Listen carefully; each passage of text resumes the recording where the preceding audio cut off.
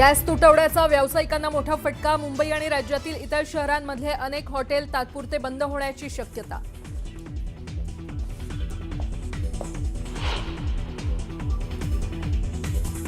इराणचा इस्रायलवर पुन्हा एकदा जोरदार मिसाईल हल्ला. मध्यरात्री उशिरा झालेल्या हल्ल्यांमुळे इस्रायलमध्ये लोकांना बंकरमध्ये आसरा घेण्याची वेळ.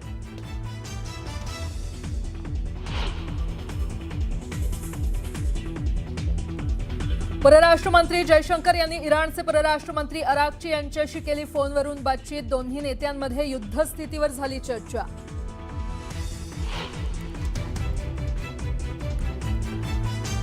मंत्रिमंडळ बैठकीत इराण युद्धावर चर्चा. सर्वसामान्य जनतेला कोणताही त्रास आणि बोजा पडू न देण्याचे पंतप्रधान मोदींनी दिले निर्देश.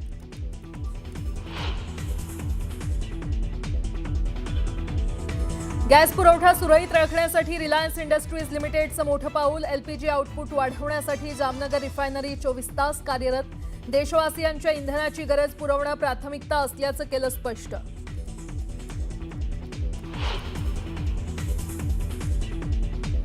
इराण युद्धाचा फटका विमानसेवेवर. एअर इंडियानं वाढवले इंधन सरचार्ज. देशांतर्गत विमानसेवेसाठी द्यावा लागणार 399 रुपये सरचार्ज.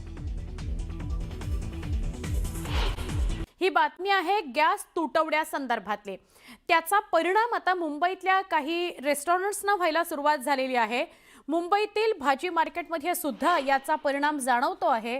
मार्केटमध्ये भाज्यांना उठाव दिसून येत नाहीये. भाजीपाला पडून राहिल्यानं विक्रेत्यांचं सुद्धा मोठं नुकसान झालेलं आहे. ही सगळी परिस्थिती आहे मार्केटमधली आणि याच्याविषयी आपण सविस्तर बोलणार आहोत, माहिती घेणार आहोत. सुस्मिता आमच्या सहकारी आपल्या सोबत आहेत, त्यांच्याशी आपण बोलूया. सुस्मिता, आत्तापर्यंत मागचे 2 दिवस आपण हे ऐकतोय की रेस्टॉरंट्सना फटका बसू शकतो, पण भाजी मार्केटला सुद्धा याचा फटका बसतोय. तर काय कारण, कसा परिणाम होतोय? मुळातच फक्त रेस्टॉरंट्स बंद झाले, त्यामुळं ग्राहकांना रेस्टॉरंट्स बंद झाल्यानं त्याच्यावरतीच परिणाम नाही झालेला, तर रेस्टॉरंटवरती परावलंबी आयुष्य असणाऱ्या अनेक सप्लाय चेनवरती सुद्धा याचा परिणाम झालेला दिसतोय. ज्या सप्लाय चेनमध्ये सगळ्यात महत्त्वाचा घटक आहे तो म्हणजे भाजीपाला मार्केट.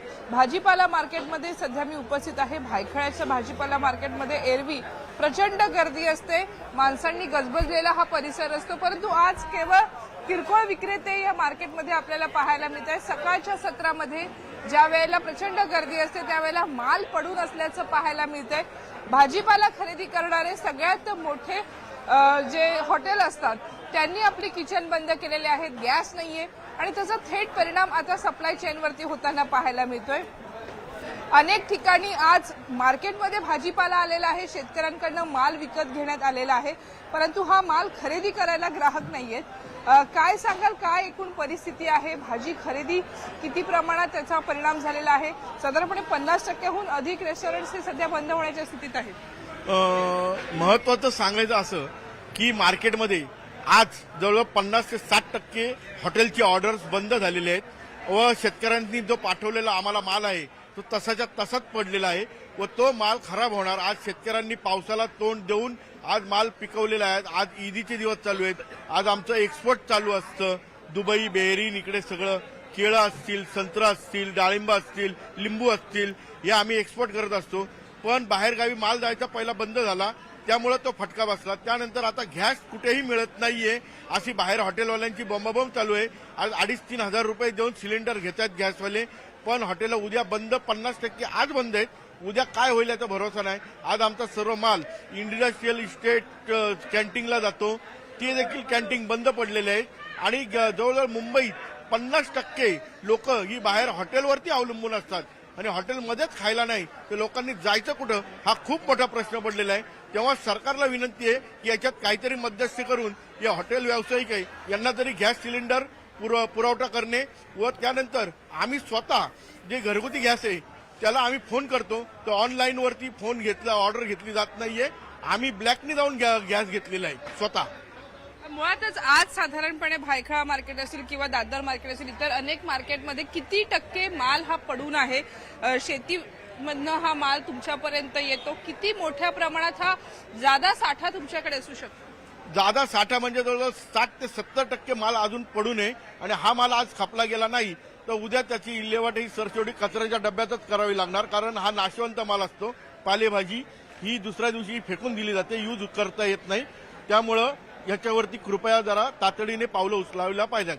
याच्यामुळे भाज्यांचे दर कसे असणार आहेत? कमी होत आहेत कारण मागणीच कमी झाल्यामुळे आता जेवढ्या मोठ्या संख्येने या भाज्या आल्या तर भाज्यांचे दर साधारण कसे असतील? भाज्यांचे दर जे आहेत ते आता सर्व स्थिरावलेले आहेत सध्या, कारण पाऊस चांगला झालेला आहे, सगळे भाजीपाला व्यवस्थित येत आहे. भाज्यांचे दर सर्व स्थिरावलेले असताना असं जर गॅसच्या याने जर डोकं वर काढलं तर सर्व भाज्यांचे बाजार एवढे खाली जातील की जे शेतकऱ्यांना जो माल त्यांनी पिकवलाय त्याचा मोबदला जरा पण मिळणार नाही. याची खूप मोठी नुकसान शेतकऱ्यांनाच भरावी लागणार आहे. नक्कीच आपण बघतोय की या केवळ हॉटेल आणि रेस्टॉरंट बंद झाल्यानं थेट शेतकऱ्यांपर्यंत आणि ग्रामीण भागातील अर्थव्यवस्थेवरती सुद्धा त्याचा परिणाम होणार आहे. मुंबईसारख्या शहरामध्ये 50%च्या आसपास हॉटेल्स आणि रेस्टॉरंट्स हे काही दिवसांपुरता आपला जो गॅसचा साठा आहे तो वापरतायत. त्यामुळं नेमकी ही परिस्थिती कधी निवळते हे बघणं महत्वाचं आहे, कारण आता हळूहळू प्रत्येक स्तरावरील रोजगारावरती याचा परिणाम होताना पाहायला मिळतोय. सुवर्णा. नक्की सुस्मिता, धन्यवाद. आपण सविस्तर माहिती दिलीत आणि तिथल्या व्यक्तींशी बोललात, संवाद साधलात, काय परिणाम झालेला आहे त्याच्याविषयी. सिलेंडरचं बुकिंग होत नसल्यामुळे आता नागरिकांच्या चिंता वाढलेल्या आहेत. गॅससाठी वादाचे प्रसंग देखील उद्भवत आहेत. तर दुसरीकडे युद्धाच्या पार्श्वभूमीवर केंद्र सरकारनं सिलेंडरची साठेबाजी रोखण्यासाठी एस्मा कायदा लागू केलाय. पाहूयात. आमच्या घरी आता लग्न आहे. लग्न असल्यामुळे आता आम्हाला आणखी टेन्शन वाढलं, गॅस कधी मिळणार, कसं मिळणार. खूपच अवघड झालेलं आहे आता. म्हणजे कसं वापरायचं आणि काय, हा खरं गृहिणीचा प्रश्न पडलेला आहे. आधी गॅस घरापर्यंत यायचा पण आता येत नाही. आम्हाला आता प्रॉब्लेम फेस करावा लागतात. 3 दिवस झाले बुकिंग केली आहे आणि आम्हाला कॉल आलता की येणार आहे, बट ते आले नाही. गॅससाठी बहुतांश शहरांमध्ये लांबच लांब रांगा लागल्यात. अनेक ठिकाणी ग्राहक आणि गॅस एजन्सीचे कर्मचारी यांच्यात बाचाबाचीचे प्रकारही घडतायत. परिणामी युद्धाच्या पार्श्वभूमीवर देशात गॅस सिलेंडरच्या उपलब्धतेबाबत चिंता वाढताना दिसत आहे. ही परिस्थिती आटोक्यात आणण्यासाठी गॅसची साठेबाजी रोखण्याकरता केंद्र सरकारनं अत्यावश्यक सेवा देखभाल कायदा म्हणजेच इस्मा लागू केला. दुसरा सिलेंडर मिळण्यासाठी 21 दिवसांऐवजी 25 दिवसांची प्रतीक्षा करावी लागणार आहे. सर्व परिस्थिती लवकरात लवकर नियंत्रणात यावी यासाठी सरकारनं तेल शुद्धीकरण कारखान्यांना LPG उत्पादन वाढवण्याचे निर्देशही दिले. मात्र सध्या तरी नागरिकांना दिलासा मिळताना दिसत नाही. कोल्हापुरात घरगुती गॅससाठी एजन्सी समोर मोठ्या रांगा लागल्यात. सिलेंडर मिळत नसल्यामुळे ग्राहक आणि कर्मचाऱ्यांमध्ये वादाचे प्रसंग घडतात. अजून सिलेंडरचा विषय नाही की जी 5 तारखेपर्यंत बुकिंग झालेली आहे ती बुकिंग तुम्ही 5 तारखेचं देणार म्हणतात फक्त, पण ऑनलाईन चालू नसल्यामुळे आम्ही बाकीच्याने काय करायचं. सिलेंडर सप्लाय घरी आता जेवणाचे हाल आहेत लोकांचे.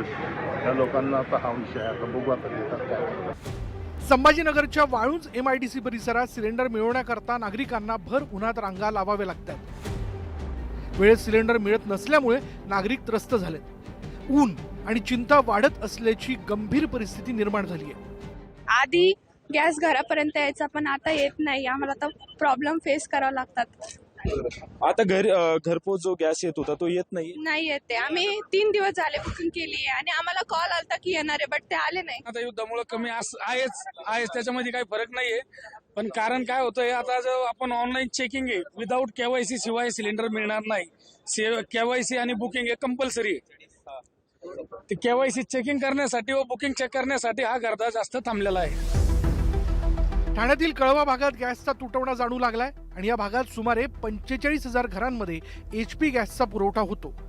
दररोज 1,500 ते 2,000 सिलेंडरची मागणी असताना सध्या फक्त 900 सिलेंडरच उपलब्ध होत आहेत. त्यामुळे नागरिकांवर प्रतीक्षा करण्याची वेळ आली आहे. धाराशिवमध्येही अशीच परिस्थिती निर्माण झाली आहे. सिलेंडरच उपलब्ध नसल्यामुळे स्वयंपाक करायचा तरी कसा, असा प्रश्न महिलांनी उपस्थित केला. हो, युद्धामुळे गॅस पण मिळणार गेलेत. आमच्या घरी आता लग्न आहे. लग्न असल्यामुळे आता आम्हाला आणखी टेन्शन वाढलं, गॅस कधी मिळणार, कसं मिळणार म्हणून. आणि आता सध्या लाकडंही मिळत नाही, चुलीचं अवघड आहे आणि लग्नामुळे आता एकदम एवढं टेन्शन आले सगळ्यालाच. आता खूपच अवघड झालेलं आहे आता. म्हणजे कसं वापरायचं आणि काय हा खरं गृहिणीचा प्रश्न पडलेला आहे. म्हणजे काय करायचं, सध्या लाकडं व्यवसाय ते बी बंद झालेले आहे. कारण गॅसवर सगळे स्वयंपाक करतात. आजकाल कोणालाच चूल पेटवायला नको वाटते आणि त्याच्यामुळे ही खूप अवघड होऊन बसलेलं आहे. आता कसं करायचं आणि काय करायचं हा मोठा प्रश्न आलेला आहे आमच्या पुढं. घरगुती गॅस सिलेंडरसाठी सध्या पंढरपूरमध्ये नागरिकांना कसरत करावी लागते. गॅसच्या तुटवड्यामुळे घरपोच गॅस सेवा मिळत नाही. अशातच नागरिकांनी रांगा लावून गॅस खरेदी करण्याकडे गर्दी केलेली दिसून येते. प्रशासनाकडून गॅसचा काळाबाजार होऊ नये यासाठी भरारी पथकं नेमण्यात आली आहेत. अशा परिस्थितीत घरात चूल बंद होऊ नये, घरातील गॅस चालू राहावा त्यासाठी रांगा लावून लोक गॅस खरेदी करतायत. गॅस बुकिंग करून घरी आलेलं नाही. दरवेळेला बुकिंग केलं तर लगेच दुसऱ्या दिवशी बुकिंग मिळते घरात. पण आता सध्या असा आहे तुटवडा निर्माण झाल्यासारखं झालाय. त्यामुळे इथं गोडाऊनला येऊन गॅस खरेदी करून जायचंय आता. आणि शासनाने भाववाढ केलेली आहे ती दरवाढ मागे घ्यावी. नागपुरात नो ओटीपी नो गॅस अशा नोटीस एजन्सी बाहेर लावण्यात आलेल्या आहेत. ओटीपी शिवाय गॅस सिलेंडर दिला जाणार नसल्यामुळे ग्राहकांना आधीच बुकिंग करून सिलेंडर घ्यावा लागतोय. परिणामी नागरिक मेटाकुटीला आलेत. मी नंबर लावलाय 6 तारखेला, तर तिथे ओटीपी शिवाय म्हणत आहे की नंबर नाही. मी गॅस एजन्सीला पण फोन केला तर ते म्हणत आहे की तुम्हाला तुमचा नंबर लागलाय पण ते रिफिल तुम्हाला होऊ शकेल नाही, डिलिव्हर नाही होऊ शकेल. तर डिलिव्हरी बॉयला पण मी फोन लावला, त्यांनी पण म्हटलं ओटीपी शिवाय तुम्हाला डिलिव्हर होऊ नाही शकणार. अमरावतीत गॅस एजन्सीजना कमी प्रमाणात सिलेंडरचा पुरवठा होतोय. त्यामुळे वेळेत गॅस मिळत नसल्यामुळे ग्राहक थेट एजन्सीत जाऊन सिलेंडरची मागणी करतायत. सरकारनं घरगुती गॅसच्या किमतीत आधीच 60 रुपयांची वाढ केली आहे. त्यात बुकिंगचा कालावधीही वाढवलाय. गृहिणींनी तीव्र शब्दात याबद्दल नाराजी व्यक्त केली आहे. सध्या सिलेंडरचे भाव खूप वाढलेले आहेत आणि सिलेंडर तर भेटू शकत नाही आम्हाला. पहिलंच भेटत नव्हतं पण आता तर भेटतच नाही आहे. आणि हे युद्ध सुरू झाल्यापासून त्याचे दर पण खूप वाढलेले आहेत आणि लाकडं पण भेटत नाहीत. त्यामुळे आम्हा गृहिणींची खूप अडचण आहे. आखाती देशात सुरू असलेल्या युद्धजन्य परिस्थितीमुळे जळगावात घरगुती गॅस सिलेंडरच्या गोडाऊनवर नागरिकांनी मोठी गर्दी केली आहे. गॅस सिलेंडरचा पुरवठा लवकरात लवकर सुरळीत करून नागरिकांना तातडीने सिलेंडर उपलब्ध करून द्यावेत अशी मागणी करण्यात येते. 24-25 वर्षाच्या कालावधीमध्ये बऱ्याच वेळा सुरू झालेलं आहे आणि सर्वांचं निवारण झालेलं आहे. नागरिकांनी थोडं संयमानं घ्या, जास्त हैराण होऊ नका, सिलेंडर बुकिंग करा, घरपोच येईल. एकीकडे सिलेंडरचा तुटवडा आणि वाढत्या किमती तर दुसरीकडे सरकारचे निर्बंध यामुळे सामान्य नागरिकांच्या अडचणी वाढल्यात. त्यामुळे गॅसचा पुरवठा कधी सुरळीत होतो याकडे सर्वांचं लक्ष लागलंय. Bureau report, news 18 Marathi.